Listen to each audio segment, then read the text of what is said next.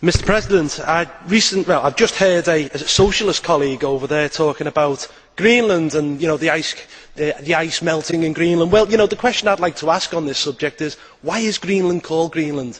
Is it perhaps because Greenland was once green when the world was hotter?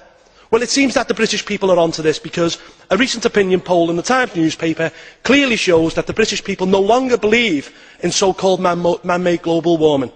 The British people are very astute, and they are clear that politicians have hijacked the environmentalist agenda. It's been cynically used to raise taxes, to exert control, and now it's being used by the European Union to justify your own existence. This week we've also had the spectacle of one of the leading climate research centres in the UK, which advises the government, being caught altering data and stifling debate. It's an absolute disgrace.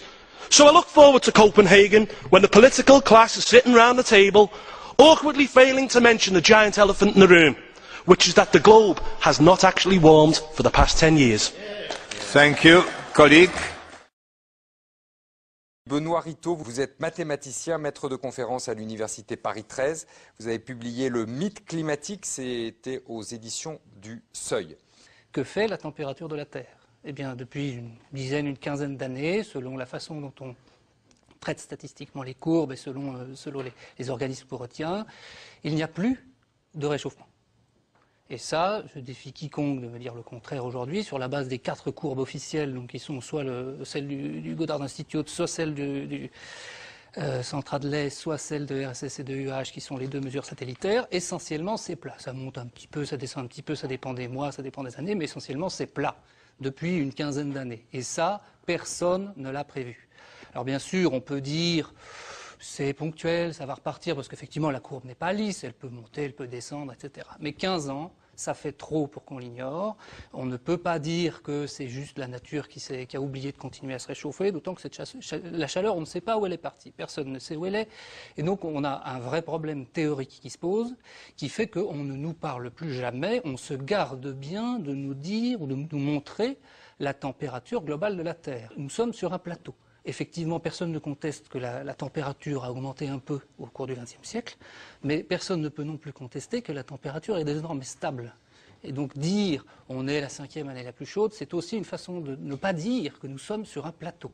Personne ne sait expliquer ce plateau. Quand vous dites ça, vous dites continuons comme on a commencé, ou vous dites en même temps ça ne nous empêche pas d'émettre moins de CO2, de prendre les mesures nécessaires pour moins polluer l'atmosphère, etc. Alors ça, c'est pas une position en faveur de la pollution, votre position. C'est une position qui regarde le climat et les données climatiques. Je ne fais pas de morale, je ne dis pas ce qui est bien ou ce qui est mal. Je ne prétends pas savoir ce qui est bon pour l'humanité ou la planète. Je pense que ce débat sur le climat aurait à gagner à oublier un peu la morale et à regarder davantage tout simplement les données observationnelles, revenir à la science. Parce que dans cette affaire, essentiellement, on a eu affaire à un groupe de gens, pour tout un tas de raisons très, très difficiles à étudier, je ne prétends pas avoir le fin mot de l'histoire, mais une conjonction de beaucoup de choses qui ont fait que des gens se sont réunis et ont constitué une sorte d'entre-soi, où ils sont tous d'accord entre eux, ou en tout cas le but du jeu pour eux c'est de se mettre d'accord, c'est un petit peu l'idée du GIEC, c'est de créer un consensus ou d'accélérer un consensus, et on a l'impression qu'on est complètement coupé, à voir certaines déclarations, on est complètement coupé de ce qui se passe pour de vrai. C'est-à-dire que finalement la température n'a plus d'importance, on va chercher un autre phénomène, donc on va prendre le CO2, parce que lui effectivement il continue à augmenter. Je comprends ce que vous voulez dire. La science n'est plus là. La science n'est plus là. Le réchauffement climatique est essentiellement un moyen d'agréger un certain nombre d'opinions. Ce débat sur le réchauffement climatique est venu sur la place publique pour de mauvaises raisons. C'est bien ce dépassement de 400 ppm, de 400 parties par million, qui crée le problème, avec un lien très fort avec notre système énergétique, puisqu'on parle surtout du gaz carbonique. Donc c'est pas du tout, c'est vraiment quelque chose qui est là. Et comment se fait-il alors, si on a de plus en plus de gaz carbonique, il devrait y avoir de plus en plus d'effets de serre, la température devrait augmenter de plus en plus vite, et on a eu un plateau de 15 ans. Je le redis. Non. Dans un monde... Non, c'est bien. Ça ne dérange pas, parce que l'essentiel est ailleurs. Bien, alors, sur le fond, maintenant, est-ce qu'il faut réduire les émissions de gaz à effet de serre? Est-ce que c'est vraiment une priorité pour l'humanité? Alors, il faut déjà bien savoir que dans l'accord de la COP21, à aucun moment, d'après toute la lecture que j'ai faite, on ne trouve le mot dioxyde de carbone. On ne trouve pas le mot CO2. On ne trouve que gaz à effet de serre, ce qui regroupe quand même pas mal de différents autres produits. Maintenant, réduire le CO2, personnellement, je trouve que c'est une aberration. Il faut bien se rendre compte que le CO2 n'est rien d'autre que la nourriture des plantes. Or, pas mal de plantes, et de nombreux chercheurs dans le domaine l'attestent, sont en fait en déficit de CO2. Elles ont faim. Parce qu'à des périodes lointaines, il y avait beaucoup plus de CO2 dans l'atmosphère qu'aujourd'hui. Ce qu'on constate, c'est que depuis une trentaine, une quarantaine d'années, la planète Terre a davantage de CO2 dans son atmosphère et on constate une augmentation du verdissement de la planète. Il y a à peu près 20% de verdissement supplémentaire par rapport à 1979 par exemple. C'est logique, les plantes ont besoin de CO2 pour grandir, elles ont besoin de CO2 pour pousser. Plus il y en a, eh bien plus elles vont pouvoir proliférer. Et c'est ce que l'on observe en ce moment. On observe notamment une diminution de certains déserts. On observe un accroissement du verdissement en Amérique du Sud, au niveau de l'Afrique, etc. Alors, la planète a été plus chaude qu'aujourd'hui. Oh oui, il y a eu des périodes différentes dans l'histoire où la température était beaucoup plus élevée. Il faut savoir que si on revient, mettons, 10-15 000 ans en arrière, eh bien, à ce moment-là, on est sorti d'une période de glaciation. On est entré dans la dernière partie de la période dans laquelle on se trouve, s'appelle l'Holocène. Et tout au début, la température était beaucoup plus chaude qu'aujourd'hui. S'en est suivi une série de fluctuations où nous sommes passés par des moments plus froids et des moments plus chauds. Pour donner un exemple, la période la plus proche de nous qui était plus chaude est la période du Moyen-Âge, ce qu'on appelle l'optimum moyenâgeux, qui était une période beaucoup plus chaude. À cette époque-là, je rappelle que les Vikings sont allés coloniser le Groenland. Ils l'ont d'ailleurs baptisé le Groenland, ce qui veut dire le pays vert, ce n'est pas pour rien. À cette période-là, ils pouvaient voyager, ils sont allés jusqu'en Terre-Neuve. On cultivait la vigne dans le nord de l'Angleterre, ce qui est toujours impossible à faire avec les vignes d'époque aujourd'hui. Donc il faisait nettement plus chaud à cette période. S'en est suivi une période de froid. Alors, quand je dis une période de froid, entendons-nous bien, ce sont des périodes qui ont alterné. Il a fait parfois très froid, et puis beaucoup plus chaud, puis très froid, et plus chaud, mais globalement une période plus froide, qu'on a appelée le Moyen-Âge, le petit âge glaciaire, à la fin de cette période bénéfique de chaleur, où les civilisations, mon Dieu, ont fleuri quand même à cette époque-là. Mais les Vikings ont dû quitter le Groenland parce que les glaces descendaient. C'était en l'an 800 à peu près. C'était vers la fin de 1200, vers le début de 1200-1300 qu'ils ont dû quitter. Vers l'an 1000 a démarré cette période chaude et puis vers l'an 1300, la période s'est terminée et nous sommes entrés dans le petit âge glaciaire qui s'est terminé vers 1850-1870 environ. C'est au XVIe, XVIIe siècle, il y a eu, je crois, 1 mètre de glace sur la Seine ou sur la Tamise. C'est ça, il y a eu des périodes glaciaires absolument horribles à cette période-là où la Seine était gelée, où la Tamise était gelée, les gens marchaient carrément sur la glace, construisaient leurs boutiques à cet endroit-là parce qu'il y avait 3-4 mètres de profondeur de glace. Donc c'était des périodes très dures. Maintenant, tous les hivers n'étaient pas aussi durs. Il y a eu des hivers qui étaient beaucoup plus chauds, mais parfois avec des pluies diluviennes ou des périodes d'été qui étaient particulièrement sèches. Et donc tout ça a contribué finalement à détruire l'agriculture, à amener des maladies que l'on n'arrivait plus à soigner parce qu'il n'y avait plus les moyens de le faire. Et donc la population décédait rapidement durant ces périodes relativement sombres de l'histoire. Alors, est-ce qu'on vit maintenant la continuité d'un réchauffement climatique commencé à la fin de la dernière glaciation? Est-ce que c'est comme ça qu'on doit définir les choses? Pas de la dernière glaciation, parce qu'en fait, si vous regardez les fluctuations de température, on est monté très haut à la sortie de la dernière glaciation, et puis en fait, on fluctue graduellement et on redescend. La courbe globale depuis la sortie de l'Holocène, la courbe globale de la température, est une descente paisible, et puis bientôt, je ne sais pas quand, dans un siècle, dans 1000 ans, personne ne peut le prévoir, on va retomber dans une nouvelle période de glaciation. On sait que ces périodes de glaciation durent grosso modo 100 000 ans, c'est rattaché au cycle de Milankovitch, etc.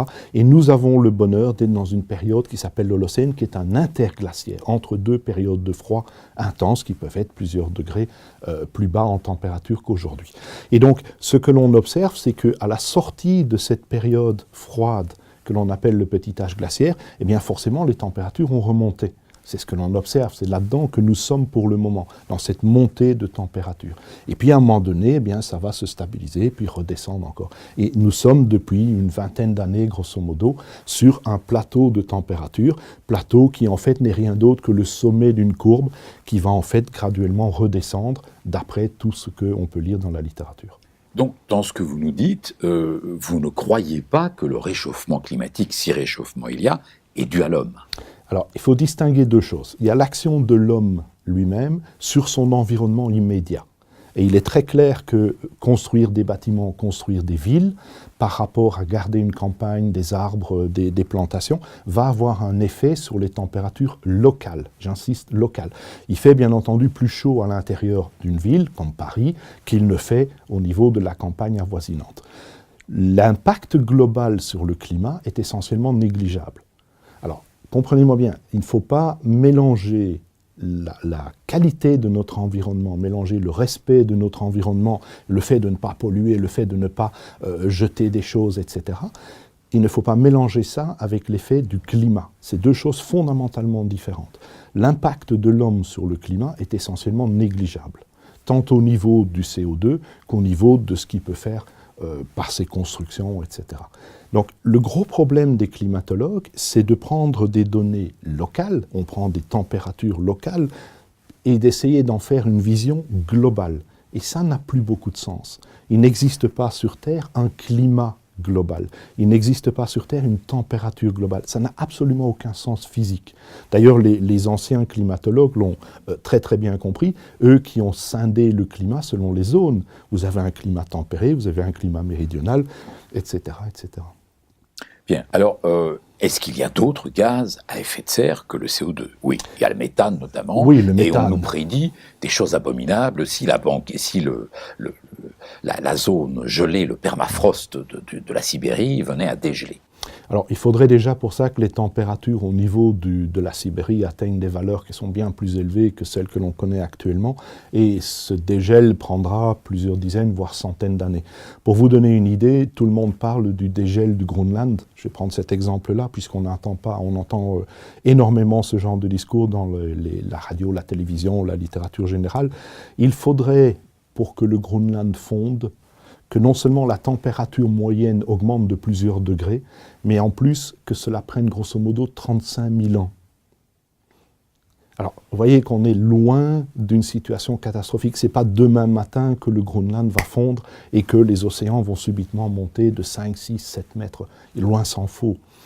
Au contraire, d'ailleurs, on observe aujourd'hui que la glace sur le Groenland a tendance à augmenter en quantité plutôt que de diminuer. Il faut bien savoir que la quantité qui s'empile au centre du Groenland eh bien, est compensée partiellement, uniquement, par la quantité qui fond aux extrémités des glaciers qui vont vers l'océan.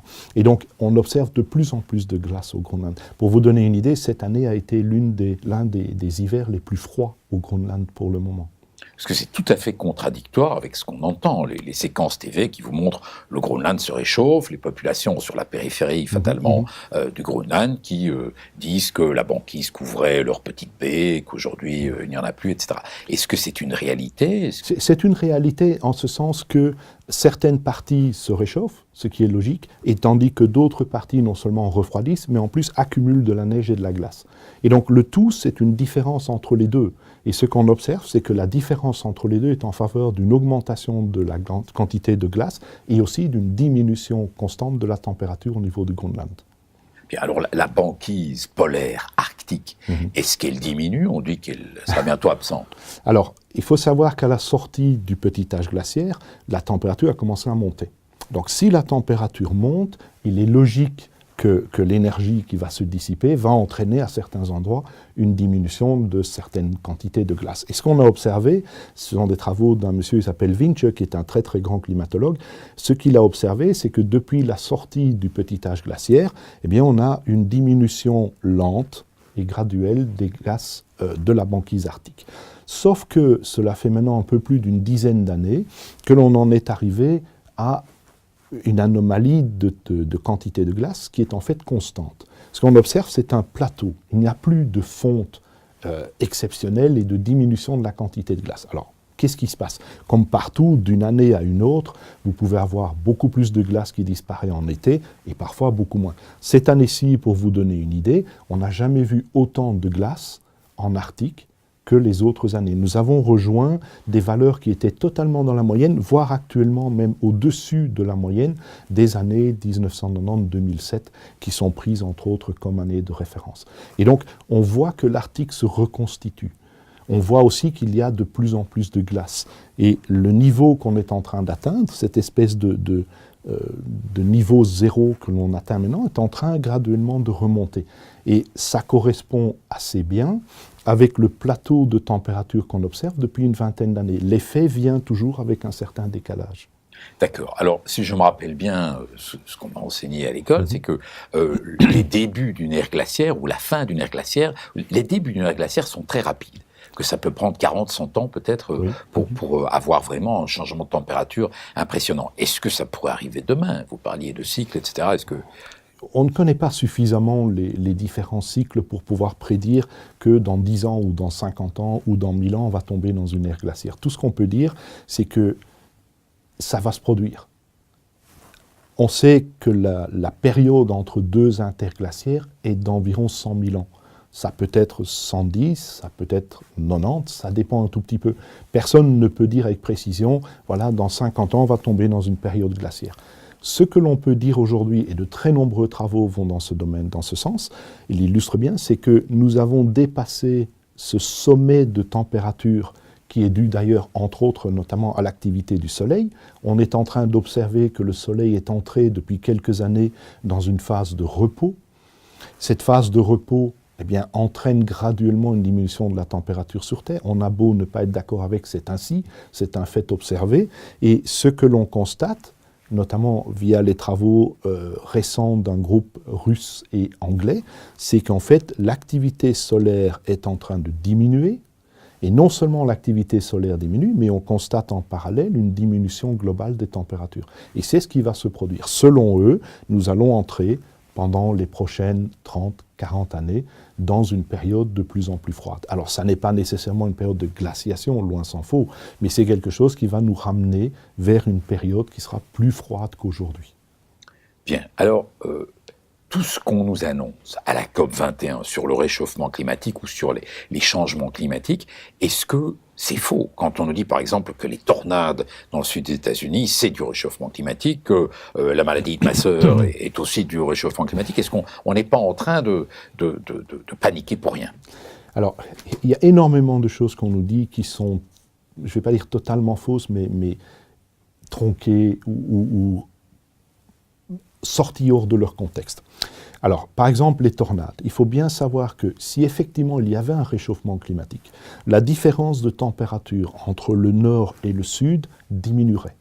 Or, pour qu'il y ait davantage de tornades, il faut qu'il y ait une différence de température plus élevée entre le nord et le sud. En d'autres mots, si le nord refroidit et le sud augmente, nous aurons davantage de tornades. Tout ça est lié à l'énergie nécessaire et au système nécessaire pour créer ces tornades. Ce que l'on observe depuis maintenant plus de 30 ans, c'est qu'en fait, il y a une diminution constante du nombre de tornades, même de leur intensité globale, et on observe aussi une diminution de l'énergie cyclonique à travers la planète. Donc, on ne va pas pour le moment vers une période qui est une période dans laquelle nous allons avoir beaucoup plus de tornades. Donc c'est l'opposé de ce que l'on n'arrête pas de nous dire. Alors il faut bien être réaliste aussi. Lorsque l'on prend des événements comme des tornades ou des ouragans ou encore des inondations ou même des périodes de sécheresse, ce sont des phénomènes ponctuels, annuels, donc c'est de la météorologie. Il pourrait très bien faire 50 degrés aujourd'hui en Belgique sans que ça n'ait un impact quelconque sur l'évolution du climat, parce que le climat est quelque chose qui doit être pris sur une longue période de temps, au minimum 30 ans. Pourquoi pas 40, pourquoi pas 50, on peut discuter de ça, mais la barre qui a été fixée est environ 30 ans. Or, ce que l'on constate sur cette période de temps, c'est que le nombre de tornades est en diminution, la quantité, la puissance des tornades est également en diminution, l'inverse de ce que l'on n'arrête pas de nous dire. Et ceci est poussé par toute une série de comment vais-je dire, par toute une série de désirs, de politiques derrière, d'effets financiers, etc., qui font en fait que la population eh bien, va être en permanence inondée par ce genre d'informations, et finalement, c'est votre portefeuille qui va s'ouvrir parce que vous allez vouloir lutter contre le changement climatique, chose contre laquelle l'humain est totalement incapable de faire quoi que ce soit dit en passant. Alors dernière question, comment voyez-vous l'avenir immédiat, les prochaines décennies? Est-ce que vous croyez qu'on va sortir de cette attitude du GIEC qui prétend que le réchauffisme est très dangereux? Alors, il faut bien savoir que ce que moi j'appelle le climatisme aujourd'hui est devenu une religion. On parle vraiment d'une religion climatique, d'ailleurs le pape lui-même s'en est rendu compte et a sauté dans le train, je vais dire, avec son Laudato Si, son encyclique. Et donc, c'est très difficile de sortir de cela d'un coup.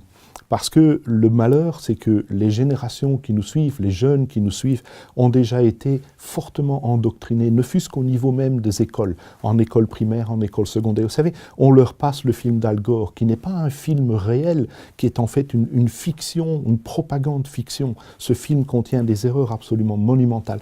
On lave le cerveau de nos jeunes déjà dans les écoles primaires et secondaires. Quand ils arrivent à l'université, ils ont parfois un choc parce qu'on leur dit des choses qui sont opposées. Mais c'est devenu une croyance, c'est devenu une religion. Or, sortir d'une religion prend beaucoup de temps.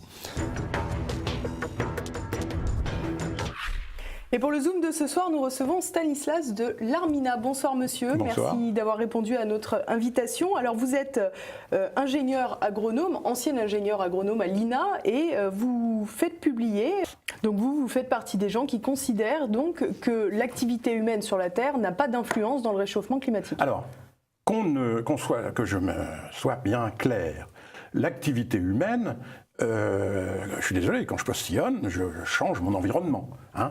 Donc, quand l'activité humaine, vous avez des milliers et des milliers de pollutions qu'il ne faut pas nier. Il ne s'agit pas de dire que l'activité humaine est sans conséquence. Simplement, en biologie, que je connais bien, c'est mon métier, maintenant, je réalise à quel point vous additionnez des milliers et des milliers de pollutions, ça n'a jamais fait une pollution globale. Parce que la vie est plus forte que cela. Il y a des systèmes de rétroaction dans la nature qui font que une dérive se corrige au niveau global, j'entends. Pas très facile, il ne faut pas tomber non plus dans le piège du technicisme et de dire le progrès va régler tous les problèmes. Les choses sont compliquées, mais en tous les cas, il y a une chose qui est sûre, c'est que quand on pose les problèmes d'une manière idéologique, on est sûr de ne pas les résoudre. Hein. Donc il faut regarder les choses, mais toujours, et c'est pour ça que le sous-titre de mon livre, c'est « Et si la vérité rendait libre ?» Parce que quand on nous raconte des fables, eh bien, je deviens esclave de la peur, esclave du mensonge, et ça c'est paralysant pour les opinions publiques. Hein. Et alors c'est du lobbying, des intérêts politiques, des intérêts économiques ? C'est un intérêt commun pour plusieurs personnes qui n'ont pas le même intérêt, mais le mensonge a le même intérêt. Donc c'est assez... S'il y en avait qu'un qui mentait et qui prenait le pouvoir grâce à un mensonge, immédiatement ceux qui luttent pour le pouvoir dénonceraient ce mensonge. Mais ce mensonge, il plaît à beaucoup de gens. Hein. Et il plaît, je peux aller un peu à ce qui sous-tend tout cela, c'est deux choses. D'abord le malthusianisme, il faut réduire la population mondiale, hein, et ça c'est un grand égoïsme des pays du Nord. Et puis la deuxième chose, c'est puisqu'il n'y a que des problèmes globaux, nous dit-on, il faut donc une gouvernance mondiale et il faut tuer les États.